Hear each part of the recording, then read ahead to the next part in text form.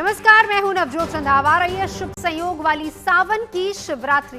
हर साल सावन के कृष्ण पक्ष की चतुर्दशी तिथि पर सावन शिवरात्रि मनाई जाती है और कल ये शुभ घड़ी आ रही है और इसी दिन कांवड़ यात्रा के जल से भोलेनाथ का जलाभिषेक किया जाता है। और इस बार सावन शिवरात्रि कई शुभ संयोग और राजयोग भी लेकर आ रही है, जिनमें शिवाभिषेक, आराधना और पूजन बहुत ज्यादा फलदायी माना जाता है।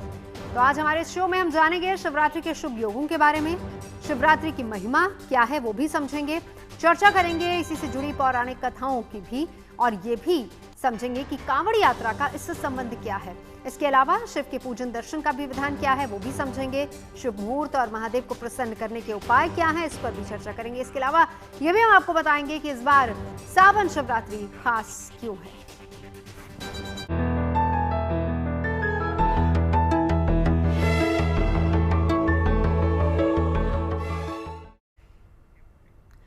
तो माना जाता है कि सावन की शिवरात्रि और कांवड़ यात्रा का संबंध पौराणिक कथाओं से है, पारंपरिक कथाओं से है। शिव भक्ति सावन शिवरात्रि के पावन दिन पर महादेव का जलाभिषेक करते हैं, पुण्य प्राप्त करते हैं। इस बार भी सावन शिवरात्रि पर सदाशिव के जलाभिषेक की इच्छा से शहर शहर कांवड़िए भक्ति मार्ग पर निकले। तस्वीरों में आप देख सकते हैं, यूपी का हापुड़ हो, बुलंदशहर, मेरठ, हर जगह पर शिव भक्त भोले का शानदार स्वागत कर रहे हैं। उन पर फूल बरसाए जा रहे हैं, गंगा जल लेकर अपनी मंजिल की ओर पहुंच रहे हैं। वहीं आस्था के इस मार्ग में अनोखी कांवड़ की भी चर्चा खूब हो रही है, वो संसार भी अलग ही दिख रहा है। करनाल में जहां 4 दोस्तों और एक मां बेटे की अनोखी कांवड़ नजर आई, तो वहीं हरिद्वार में डाक कांवड़ लेने स्कूटर बाइक सवार उमड़ पड़े। इतना ही नहीं, बागपत में तो एक 10 इंच की कांवड़ में समा गए भोलेनाथ। शिव के 3 प्रतीकों डमरू, त्रिशूल और नागराज के साथ खिलौना ट्रैक्टर में भी कांवड़ सबको मोहित कर रही है। तो कल का दिन बहुत अहम है, सावन की शिवरात्रि है, जलाभिषेक होगा, कांवड़िए पहुंच रहे हैं जल्दी से जल्दी जल लेकर भगवान शिव को प्रसन्न करने के लिए। तो सावन की शिवरात्रि का शुभ अवसर आ रहा है और इस साल सावन की शिवरात्रि शुभ संयोगों में भी मनाई जा रही है। कौन से संयोग है वो भी आपको बता देते हैं। कृष्ण पक्ष की चतुर्दशी तिथि पर मनाई जाने वाली सावन शिवरात्रि इस बार बहुत शुभ संयोगों के चलते काफी अहम हो गई है। सावन शिवरात्रि पर शुभ संयोग में भगवान शिव का जलाभिषेक पुण्य फलदायी होता है, ये भी बता देते हैं। शुभ संयोग कौन कौन से हैं इस बार सावन की शिवरात्रि पर। तो सबसे पहले माना जा रहा है कि 24 सालों के लंबे अंतराल के बाद एक बार फिर से चंद्रमा, गुरु, शुक्र, सूर्य और बुध सावन शिवरात्रि पर शुभ संयोग बना रहे हैं। पिछली बार ऐसे संयोग 2001 में बने थे और तब भी शिवरात्रि बुधवार को ही मनाई गई थी। सावन शिवरात्रि पर शुक्र वृषभ राशि में विराजमान होकर मलव्य योग बना रहे हैं। चंद्रमा मिथुन राशि में गुरु के साथ युति करके बेहद शुभ गजकेसरी योग बना रहे हैं और इस बार 100 सालों बाद सावन शिवरात्रि पर मिथुन राशि में गुरु और चंद्रमा की युति बन रही है। सूर्य और बुध की कर्क राशि में युति होने से बुधादित्य योग भी बन रहा है और साथ ही साथ सर्वार्थ सिद्धि योग भी बन रहा है। वैदिक ज्योतिष की माने तो सूर्य और यूरेनस एक दूसरे से 120 डिग्री पर रहेंगे, जिसमें नवपंचम योग भी बनता नजर आ रहा है।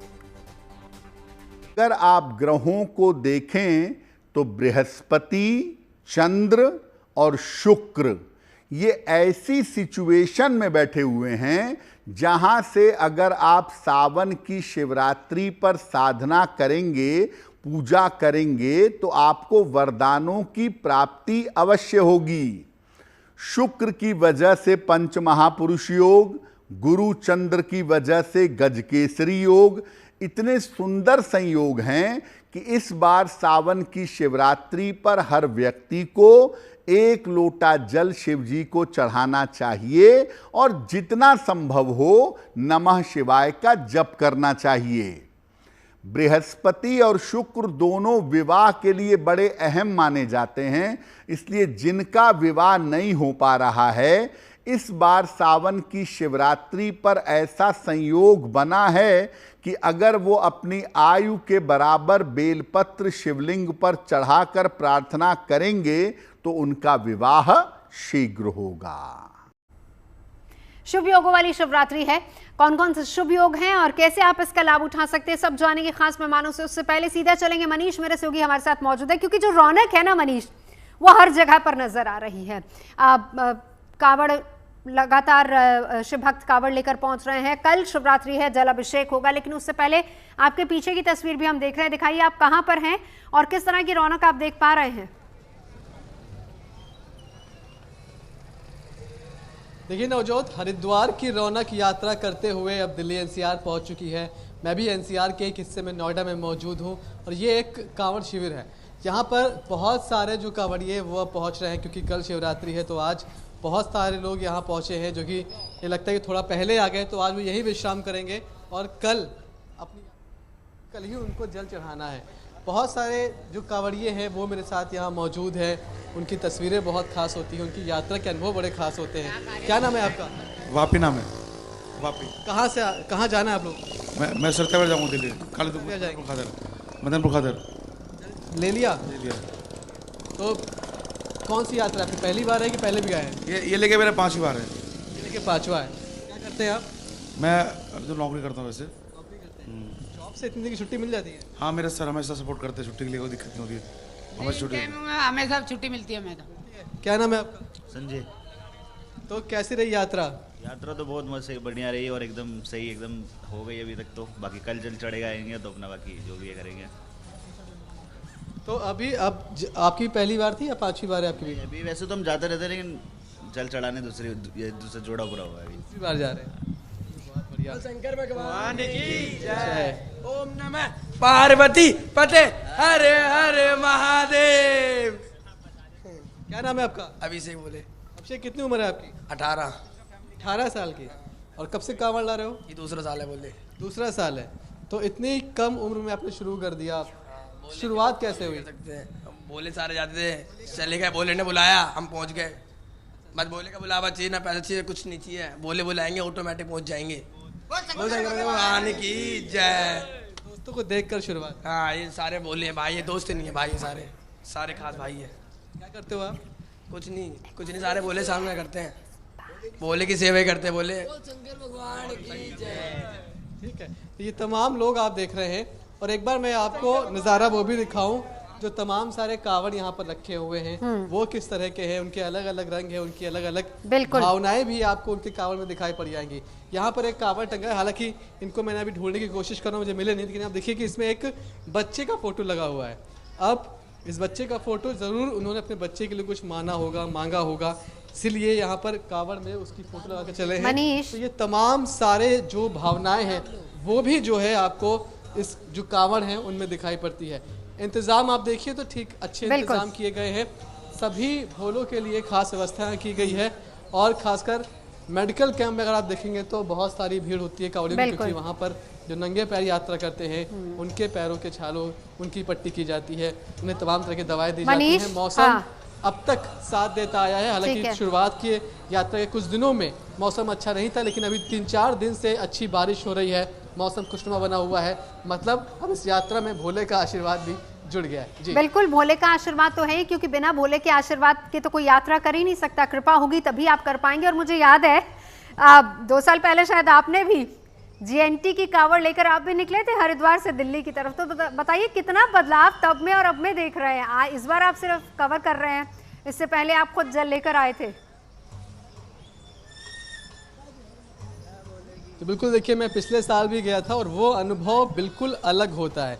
जिस तरह से आप जीवन के बाकी महीने बाकी दिन गुजारते हैं, ये सावन का 1 महीना बिल्कुल अलग होता है। जब मैं भी यात्रा करा था, हाल ही में मैंने अपना अनुभव लिखा भी था कि जब मैं यात्रा करा था तो कितना बदलाव मैं खुद में अपने आप में महसूस करता हूँ। कोई एफर्ट मारने की कोशिश नहीं होती है, बस वो चीज़ें अपने आप होती है कि आपको बहुत साफ़ सफाई से रहना है। क्योंकि जल मेरे पास भी था, तो कहाँ रुकना है कहाँ नहीं रुकना है ये फिल्टर बहुत ज़बरदस्त था। कहाँ पर खाना खाना है, कहाँ पर खाना नहीं खाना है, बाहर का ऐसे ही कुछ भी लेकर नहीं खा लेना है, ये सारी चीज़ें सारे नियम कानून को पालन करते हुए हम लोग चले थे।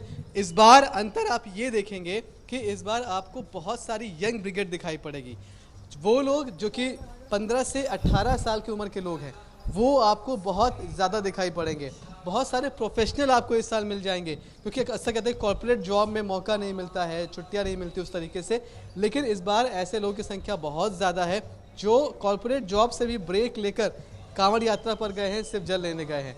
बहुत सारे आपको ऐसे लोग मिल जाएंगे जिन्होंने पहले कभी बहुत सालों तक 10 साल 11 साल कांवड़ उठाई और फिर उन्हें छोड़ दिया बीच में। हमने कल एक स्टोरी की थी जहाँ पर एक बुजुर्ग थे 53 साल उनकी उम्र थी और उन्होंने 28 साल बाद दोबारा से कांवड़ यात्रा शुरू की थी।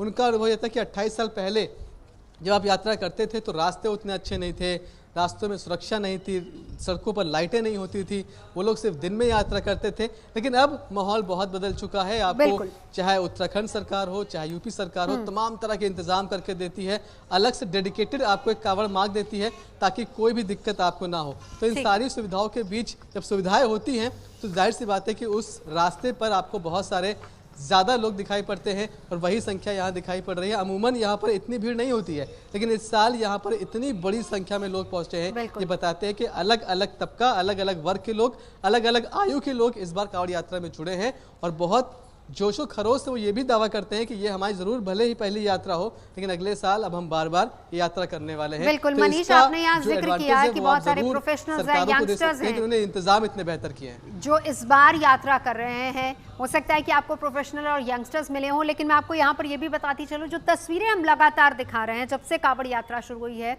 ज़्यादातर बुजुर्गों की तस्वीरें हैं। एक पूरा परिवार प्रैम में अपने बच्चों को लेकर यात्रा कर रहा है, बुजुर्ग साथ ही साथ यात्रा कर रहे हैं, यानी हम कह सकते हैं कि हर वर्ग के लोग इसमें शामिल हैं। बहुत बहुत शुक्रिया मनीष आपका इस पूरी जानकारी के लिए।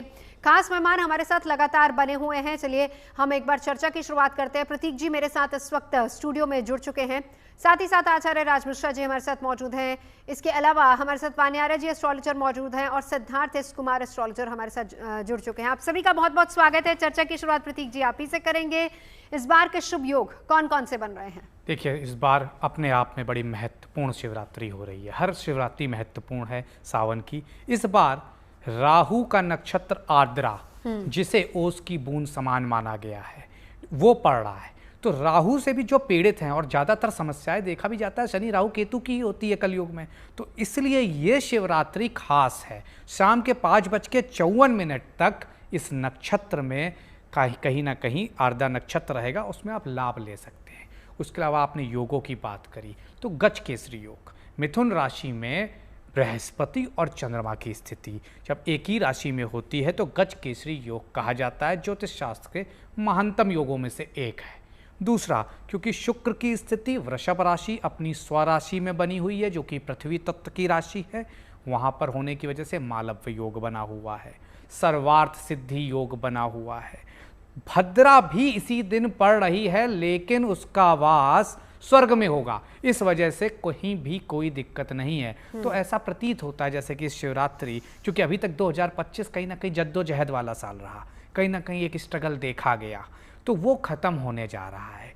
और इस शिवरात्रि आप निश्चित तौर पर अगर इस तरह की कोई मनोकामना चाहते हैं पूर्ण कर सकते हैं, क्योंकि निश्चित तौर पर जब इतने सारे योग एक साथ पड़ जाएं तो ये मनोकामना पूर्ति के लिए सर्वश्रेष्ठ होते हैं। तो जलाभिषेक करिए और ओम नमः शिवाय का पाठ करिए। चलिए, ये तमाम सहयोग जिसके बारे में हम बात कर रहे थे, एक बार राज मिश्रा जी आपके पास आते हुए कौन कौन सा शुभ योग इस बार बन रहे हैं?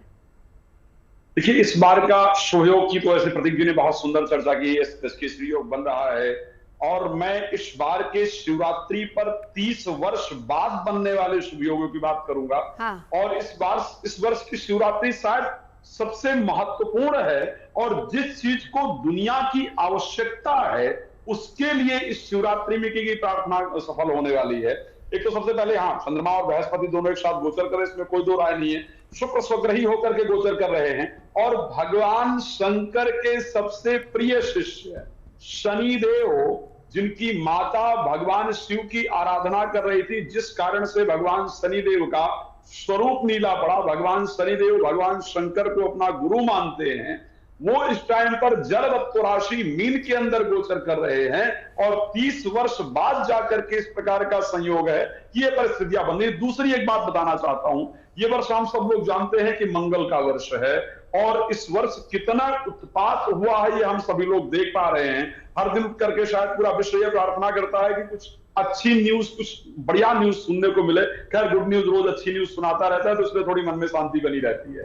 तो अगर उसकी बात की जाए, उसके साथ साथ मंगल की उत्पत्ति भगवान शंकर के द्वारा मानी जाती है, इसीलिए उज्जैन में मंगलनाथ की पूजा होती है।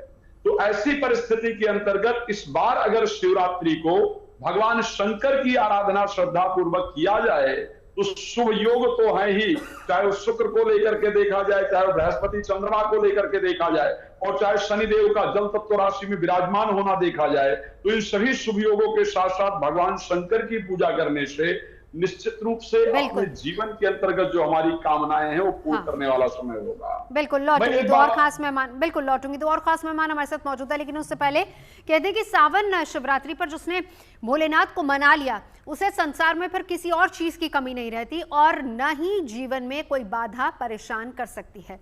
तो आखिर क्या है इस पवित्र दिन की महिमा, यह भी हम आपको बताते हैं। कृष्ण पक्ष की चतुर्दशी तिथि को मनाया जाता है ये पर्व और माना जाता है कि इस दिन शिव जी का प्राकट्य हुआ था और इसके अलावा शिव जी का विवाह भी इसी दिन माना जाता है और ये दिन भगवान शिव और माता पार्वती के मिलन का प्रतीक है। मान्यता ये है कि इस दिन शिव ने विषपान करके सृष्टि की रक्षा की थी और देवताओं ने उनका अभिषेक किया था। सावन शिवरात्रि पर महादेव की उपासना से व्यक्ति को जीवन में संपूर्ण सुख की प्राप्ति होती है और साथ ही व्रत, मंत्र जाप और रात्रि जागरण का विशेष महत्व है। बहुत सारे विशेष प्रयोगों से मनचाहा वरदान भी मिल सकता है। सामान्यतः शिवरात्रि को चतुर्दशी तिथि को मनाया जाता है। कृष्ण पक्ष की चतुर्दशी को शिवरात्रि का पर्व मनाते हैं।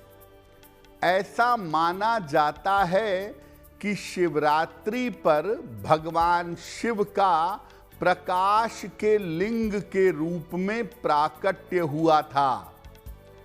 बहुत सारी मान्यताएं ऐसा कहती हैं, लोगों का मानना है कि शिव जी का विवाह भी इस दिन हुआ था।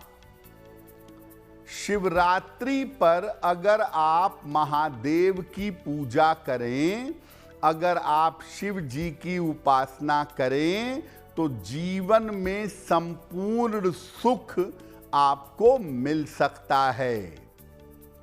हर महीने में एक बार शिवरात्रि आती है और दो शिवरात्रियां ज़्यादा महत्वपूर्ण होती हैं। फाल्गुन की शिवरात्रि जिसको महाशिवरात्रि कहते हैं और सावन की शिवरात्रि जिसके बारे में हम बात कर रहे हैं। इस दिन व्रत, उपवास, मंत्र जप और रात्रि जागरण का विशेष महत्व है। शिवरात्रि पर भगवान शिव का ध्यान करना, उनके मंत्र का जप करना और रात में जग करके साधना करना, इसका विशेष महत्व बताया गया है। सावन का महीना भगवान शिव का महीना है, इसीलिए सावन की शिवरात्रि का विशेष महत्व हो जाता है। सावन की शिवरात्रि पर आप बहुत सारे विशेष प्रयोग कर सकते हैं और बहुत सारे विशेष प्रयोगों से आपको मनचाहा वरदान मिल सकता है। चलिए, हमने शुभ योग क्या बन रहे हैं इसको लेकर तो चर्चा की, प्रतीक जी ने हमें बताया और राज जी ने। अब वान्या जी आपके पास आते हुए जब हम इन शुभ योगों की, संयोगों की बात करते हैं, इतने शुभ दिन है, तो इस दिन कैसे कृपा पाई जा सकती है महादेव की? थैंक यू नवजोत जी। सबसे पहले जीएनटी के माध्यम से आप सभी को आने वाली शिवरात्रि की हार्दिक शुभकामनाएं। महादेव की कृपा बहुत अच्छे से पा सकते हैं। शिवरात्रि का मीनिंग ही शिव की रात होता है, यानी कि शिव की रात्रि। इस रात अगर आप नहीं सोते हैं, जागकर अगर आप भगवान शिव का ध्यान करते हैं, उनके मंत्रों का जाप करते हैं, जो पौराणिक कथाएं हैं कि क्यों कावड़ लाए गए थे, जब शिव जी ने विष पी लिया था तो वहां पर रावण ने कावड़ में जल भरकर दिया था, तो जिससे जो है उन्होंने रुद्र अभिषेक किया था। हम लोग जो है भगवान शिव को आदर, सत्कार, मान सम्मान के लिए कावड़ से जल लाकर तीर्थ स्थानों से शिवलिंग पर रुद्र अभिषेक करते हैं। तो आपको रुद्र अभिषेक जरूर करना है। इसके अलावा जो है आप मंगला गौरी का व्रत जो है सभी सुहागन महिलाएं आप वो व्रत भी कर सकती हैं। आप अगर जो लोग फास्टिंग नहीं भी कर रहे हैं, पूरे दिन अगर आप नमक का सेवन नहीं करते हैं, वो भी आपके लिए शुभ है। आप जल्दी उठिए, शिवलिंग पर जल जरूर चढ़ाइए। एक दिन पहले आप बेलपत्र जो है वो भी आप तोड़ के रख लीजिए, शिव जी के मंत्र करते रहिए। इस बार शिवरात्रि बहुत खास है, ये एक नॉर्मल शिवरात्रि नहीं है। सबसे पहले तो बुधवार को आपकी ये शिवरात्रि पड़ रही है। इसमें जैसे प्रतीक जी भी अभी बता रहे थे, सर्वार्थ सिद्धि योग है, गज केसरी योग है, बुध आदित्य योग है, ऊपर से मालव्य योग भी है, सूर्य और बुध की युति जो है कर्क राशि में है, फिर उसमें गुरु और चंद्रमा जो है आपके मिथुन में विराजमान है, शुक्र जो है वो भी अपनी राशि में विराजमान है।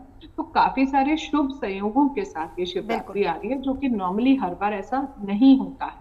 इसके अलावा जो है आप पौराणिक कथाएं पढ़ें और आप जो है निश्चित काल का जो मुहूर्त है, जो रात्रि का मुहूर्त होता है, उसमें अगर आप शिव की उपासना करते हैं, पूरी रात अगर आप जितना आप जाग सकते हैं, जितनी आपकी हेल्थ कंडीशन से लॉ करती हैं, पूरी रात जो है आप ओम नमः शिवाय का मंत्र करें, शिव पुराण जो है पढ़ें, शिव से जुड़ी पुराणिक महत्वताओं को जो है अगर आप पढ़ते हैं तो आपको भगवान शिव का आशीर्वाद जरूर मिलेगा। बिल्कुल। और आपकी जो भी विश मैनिफेस्टेशन है वो भी पूरी। बिल्कुल। सिद्धार्थ जी, आपके पास आते हुए कौन कौन सी कथाएं जुड़ी हुई हैं सावन शिवरात्रि से? अगर सावन शिवरात्रि के कथा की बात करें तो जैसे सब लोग बात कर रहे थे, इसका समय समुद्र मंथन के समय से है, जब भगवान शिव ने इस सृष्टि को बचाने के लिए जब विष का पान किया, तो उसमें पूरी प्रकृति ने और पूरे ईश्वरों ने और हर लोगों ने उनका अभिषेक किया। इसकी मुख्य जो कथा है वो वहीं से शुरुआत होती है। अगर इस साल की विशेषता बात कर ले सावन शिवरात्रि की, तो खास ये है कि इस बार का सावन शुक्रवार से शुरू हुआ है और इस सावन शिवरात्रि को शुक्रवार अपनी ही राशि में होगा, जो इसको और खास बनाता है।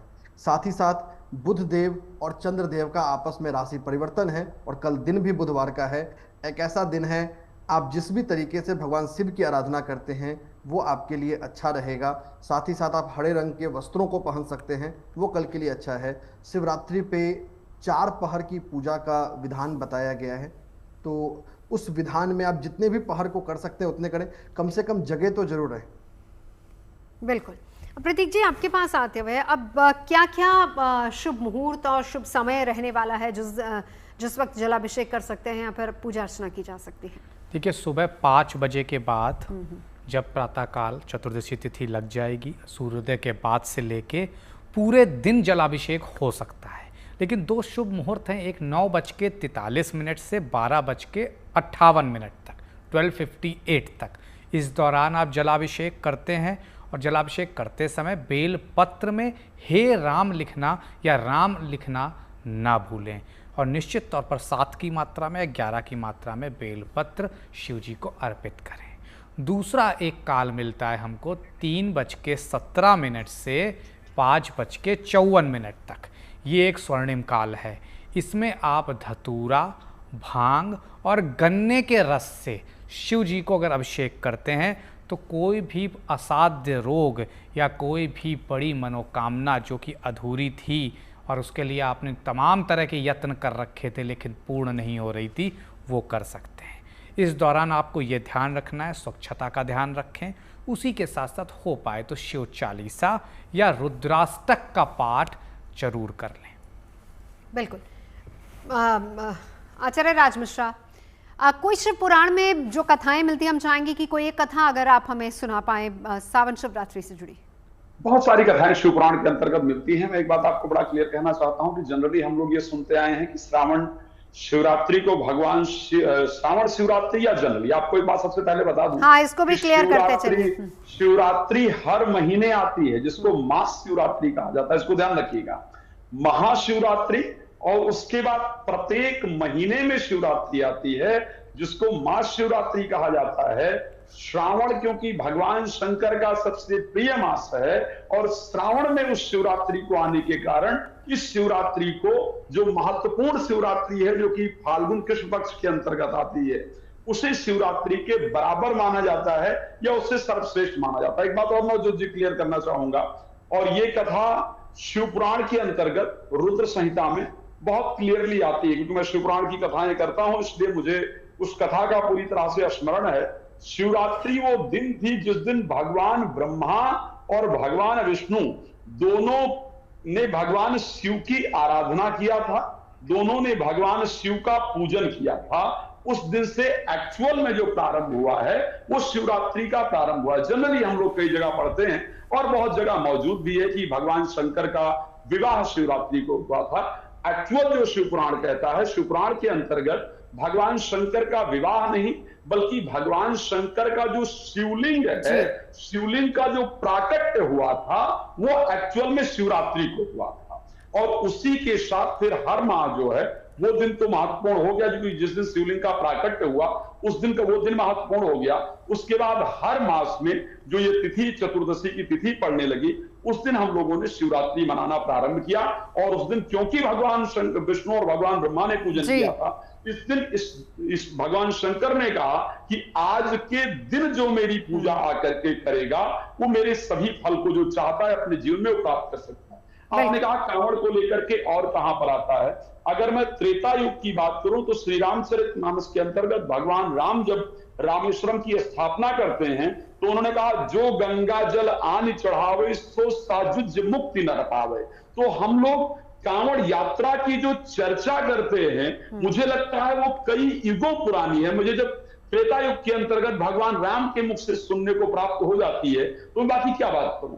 तो ये प्रथा बहुत पुरानी है, ये सब। जी बिल्कुल, शुभ संयोग वाली शिवरात्रि और इसी की हम चर्चा कर रहे हैं, कैसे आप महादेव की कृपा पा सकते हैं, शुभ संयोग क्या है और साथ ही साथ शुभ मुहूर्त क्या, इसी को लेकर चर्चा हो रही है।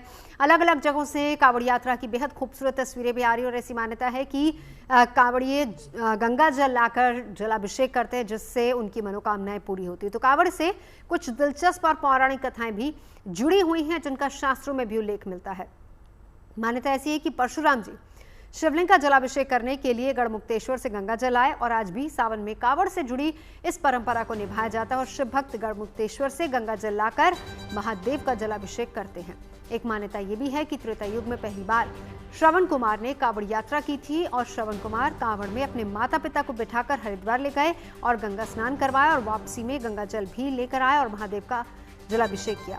शास्त्रों में श्री राम से जुड़ी कथा भी मिलती है। मान्यता ये कि भगवान राम ने कांवड़ में जल भरकर रामेश्वर में शिवलिंग का जलाभिषेक किया था और वहीं ये मान्यता भी है कि देवताओं ने पवित्र नदियों के शीतल जल से महादेव का अभिषेक किया था, तभी से कांवड़ की शुरुआत मानी जाती है।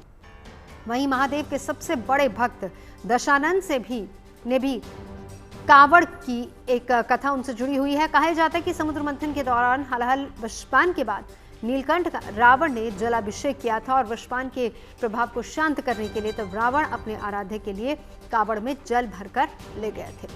आस्था, भक्ति और समर्पण से जुड़ी ये तमाम मान्यताएं और धारणाएं बेशक अलग अलग हैं, लेकिन इनके केंद्र में केवल भगवान शिव हैं। खास मेहमान हमारे साथ लगातार जुड़े हुए हैं। चर्चा हम उन्हीं से करते हैं कि कांवड़ यात्रा का महत्व क्यों है और सावन शिवरात्रि पर आखिर इसका महत्व और ज्यादा क्यों बढ़ जाता है। सिद्धार्थ जी, आप ही के पास आते हुए कांवड़ और सावन।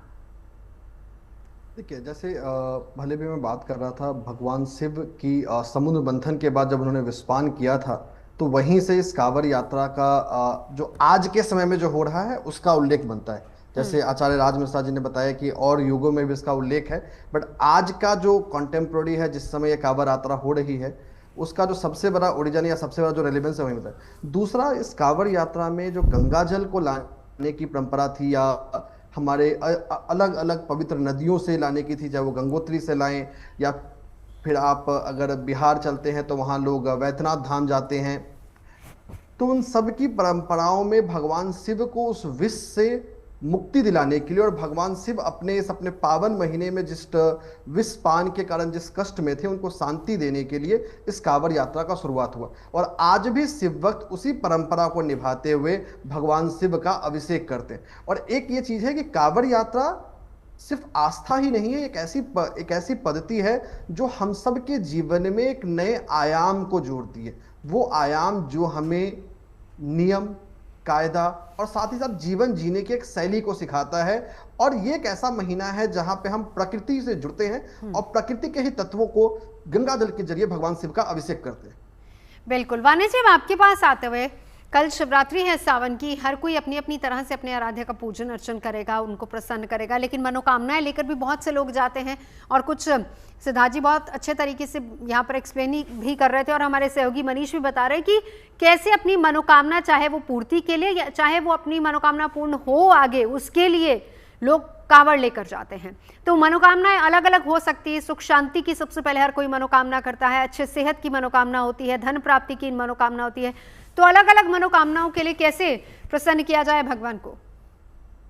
बहुत सुंदर प्रश्न आपने पूछा नवजोत जी। देखिए, कावड़ जो लाते हैं उसमें बहुत सारी चीजें इन्वॉल्व होती हैं। उसमें आपकी इच्छा पूर्ति भी होती है, साथ में जो लोग भी कावड़ लाते हैं शारीरिक कष्ट भी होता है और बहुत सारे सेक्रीफाइसेस करने पड़ते हैं। जीवन में पेशेंस बहुत सिखाता है और हमारे जीवन के बहुत सारे ऑब्स्टेकल्स जो हैं वो हमारे हर रास्ते से निकल जाते हैं। अगर आपको धन प्राप्ति के उपाय करने हैं तो आप पूरा सावन जो है, आप अगर बेल पत्र के नीचे देसी घी का दिया अगर आप जलाते हैं तो आपको धन के जो भी प्रॉब्लम्स आ रहे हैं, मनी रिलेटेड आपके प्रॉब्लम्स, वो सॉल्व होती हैं। इसके अलावा धन के लिए आप गन्ने के जल से भी जो है शिवलिंग पर अभिषेक कर सकते हैं। अगर आपकी शादी नहीं हो रही है तो आप जो है केसर से अभिषेक जो है वो आप कर सकते हैं और आप शहद से अभिषेक कर सकते हैं। अगर आप पर कोई लीगल केसेस चल रहे हैं या आपको बहुत लाइफ में नेगेटिविटी लगती है तो आप काले तिल से अभिषेक कर सकते हैं। इसके अलावा जो है आप सरसों के तेल से भी अभिषेक कर सकते हैं।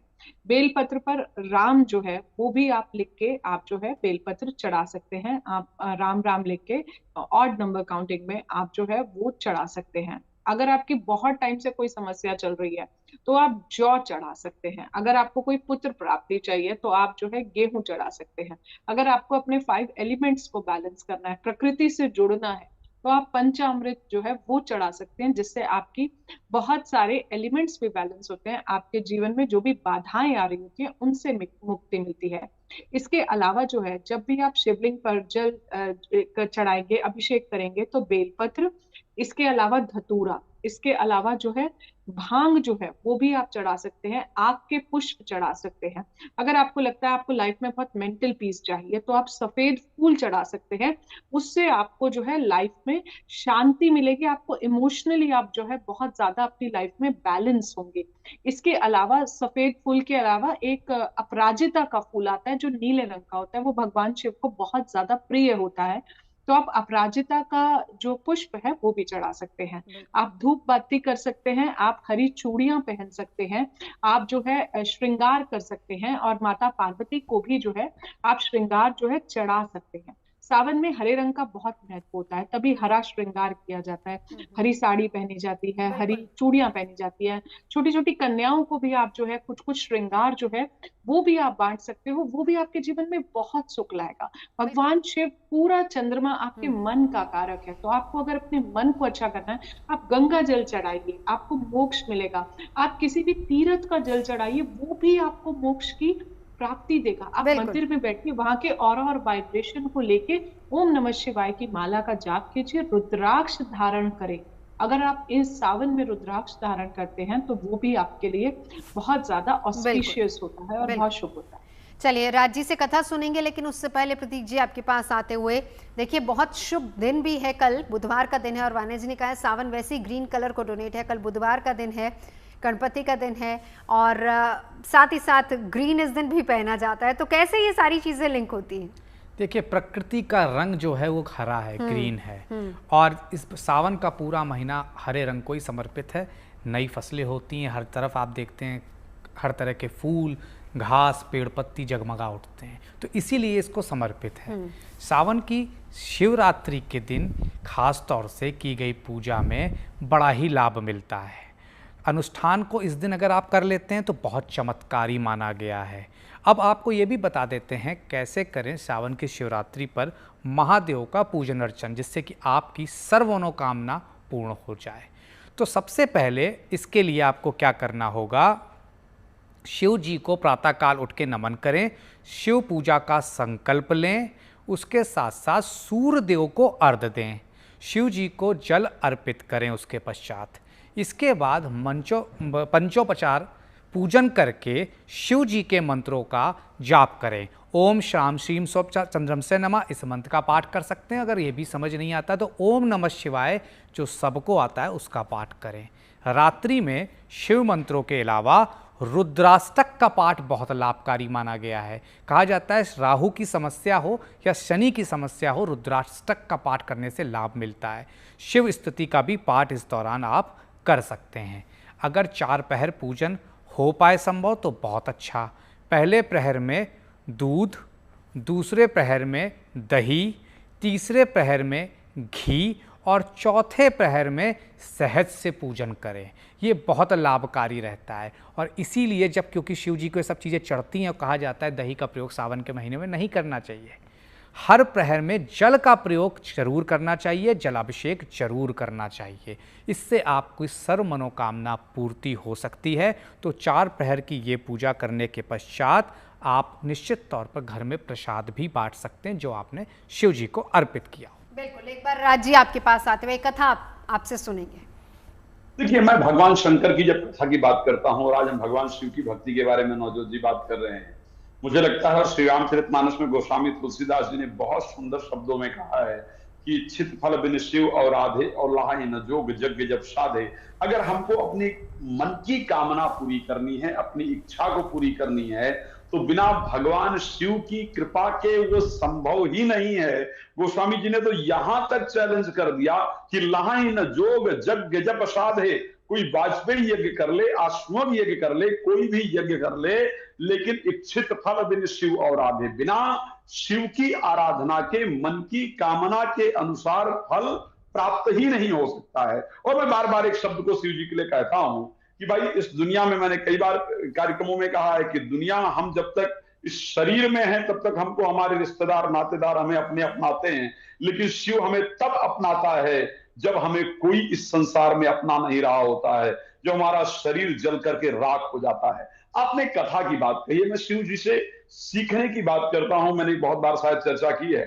मैं उस समय की बात कर रहा हूं, आज के जीवन शैली और आज के जीवन साथी के प्रति व्यवहार को लेकर के भगवान शंकर से क्या सीखना चाहिए, मैं उसकी एक कथा सुना रहा हूं। श्री रामचरितमानस के अंतर्गत वर्णन है, माता सती जब भगवान राम पर संदेह करती हैं और परीक्षा लेने के लिए भगवान शंकर बार बार समझाते हैं और परीक्षा लेने के लिए जाती हैं, और परीक्षा लेकर के जब आती हैं तो झूठ बोल देती हैं, और भगवान शंकर कहते हैं कछु न परीक्षा लीन गोसाई कीन प्रणाम तुम्हारी नाई। भगवान शंकर को पता चल जाता है कि सती ने परीक्षा लिया है और मेरे विपरीत काम किया है। अब सोचिएगा, दुनिया और भगवान शिव, दुनिया में अगर कोई गलत कर दे, जीवन साथी जैसा हम चाह रहे हैं हमसे झूठ बोल दे, तो हम उसकी जितनी बुराई कर सकते हैं, जितना अपमान कर सकते हैं, उतना करने का प्रयास करते हैं। लेकिन शिव ने एक्चुअल में क्या किया? शिव कहते, गोस्वामी जी लिखते हैं कि ससी सचोच सचोच जान वृष केतु और कही कथा सुंदर सुख हेतु वर्णत पंथ विविध इतिहासा शंभुनाथ पहुंचे कैलाशा। सती ने गलत किया है, ये जानते हैं। सती को पता चल गया है कि मैंने गलत किया है, ये भी जानते हैं।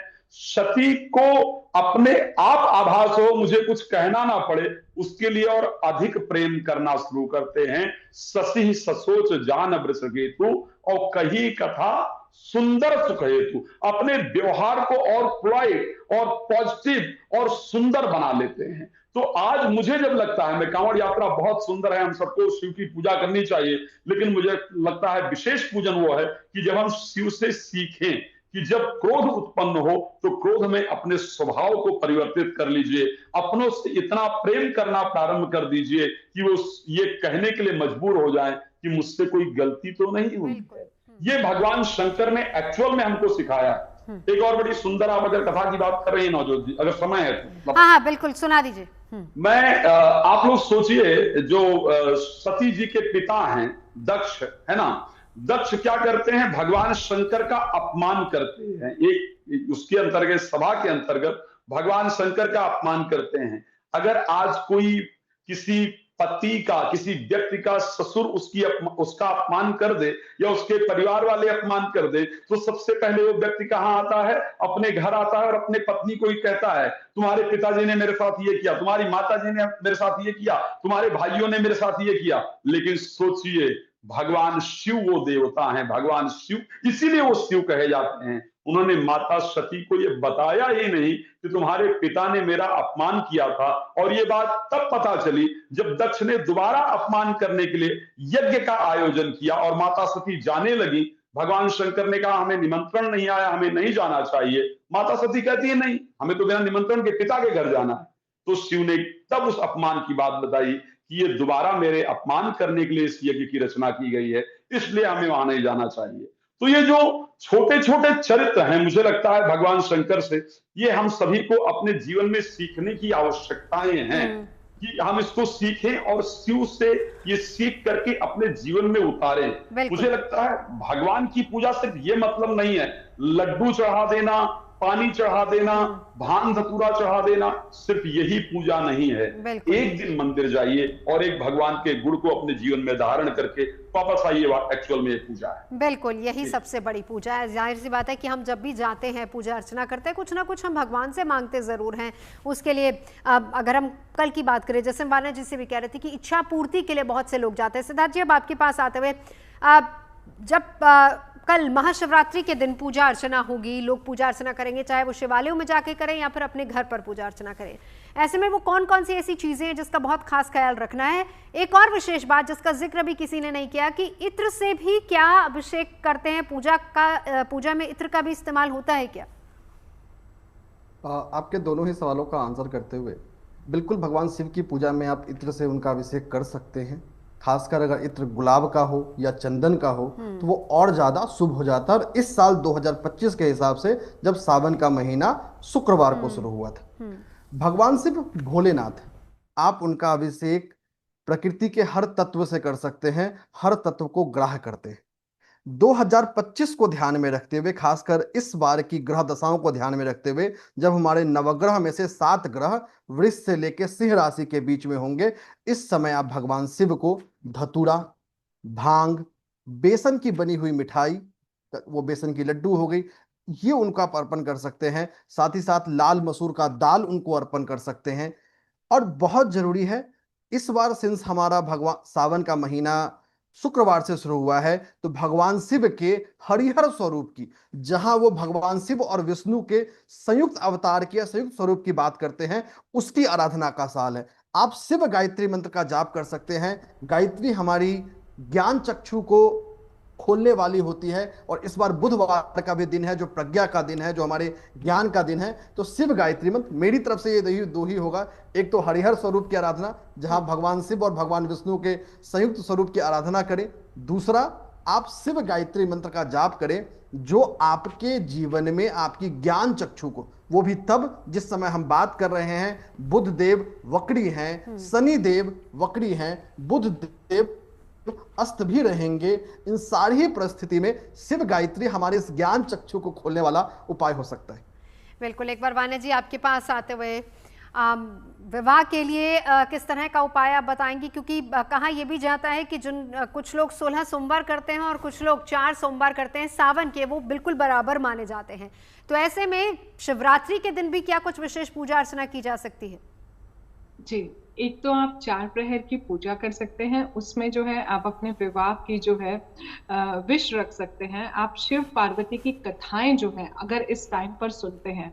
तीसरा विवाह के लिए है कि आप माता पार्वती को जो है श्रृंगार का सामान जो है आपने जरूर चढ़ाना है। एक मंत्र है ओम पार्वती पतिये नमः, आप ये मंत्र भी आप कर सकते हैं।